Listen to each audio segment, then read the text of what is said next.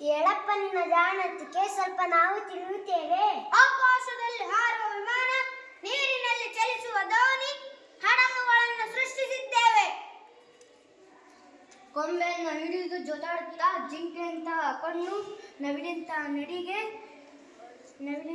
ನಡಿಗೆ, ಕೋಗಿಲೆಂತಹ ಧ್ವನಿ ಇರಬೇಕು ಎಂದು ಹೇಳಿ ನೀವು ಸುಂದರವೋ ಅಥವಾ ನಾವು ಸುಂದರವೋ?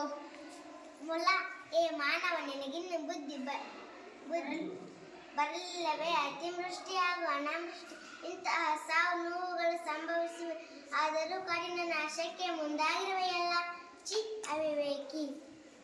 ಹೊಕ್ಕರೆ, ನಾವು ದೇಶ ವಿದೇಶಗಳಿಗೆ ಹೋಗಿ ಬರುತ್ತೇವೆ, ಇದು ನಿನಗೆ ತಿಳಿಯದೆ?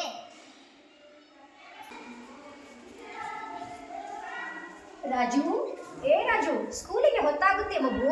ಏಳು, ಬೇಗ ಏಳು. ಬೇಗ ಏಳಬೇಕು, ನೀನು ಸ್ಕೂಲಿಗೆ ಹೋಗ್ಬೇಕಲ್ವಾ?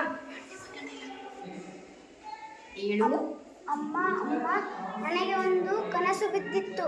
ಹೌದೇ? ಎಂತಹ ಕನಸು ಬಿದ್ದಿತ್ತು? ಪ್ರಾಣಿಗಳೆಲ್ಲವೂ ಮನುಷ್ಯನ ನಡುವೆ. ಹೌದಾ? ಪ್ರಾಣಿಗಳು ಮತ್ತು ಮನುಷ್ಯರ ನಡುವೆ ಬಿದ್ದಿತ್ತ? ಪ್ರಕೃತಿಯ ಬಗ್ಗೆ ಬಿದ್ದಿತ್ತ ಕನಸು? ಹಾಗಾದ್ರೆ ನಿನಗೆ ಕನಸು ಬಿದ್ದಿದ್ದನ್ನ ನಿನ್ನ ಸ್ನೇಹಿತರು ಎಲ್ಲರಿಗೂ ಹೇಳಿಕೊಂಡು ಬಾ. ಯಾಕೆಂದ್ರೆ ಪ್ರಕೃತಿಯಿಂದ ಕಲಿಯೋದು ನಾವು ಬಹಳಷ್ಟಿದೆ ಅಲ್ಲವೇ ರಾಜು? ಹಾಗಾದ್ರೆ ಈಗ ಸ್ಕೂಲಿಗೆ ರೆಡಿಯಾಗಿ ಹೋಗುವೆಯಾ? ಬಾ ಮಗು, ನಿನ್ನ ಸ್ನೇಹಿತರಿಗೆಲ್ಲರಿಗೂ ಈ ಕಥೆಯನ್ನು ತಿಳಿಸು.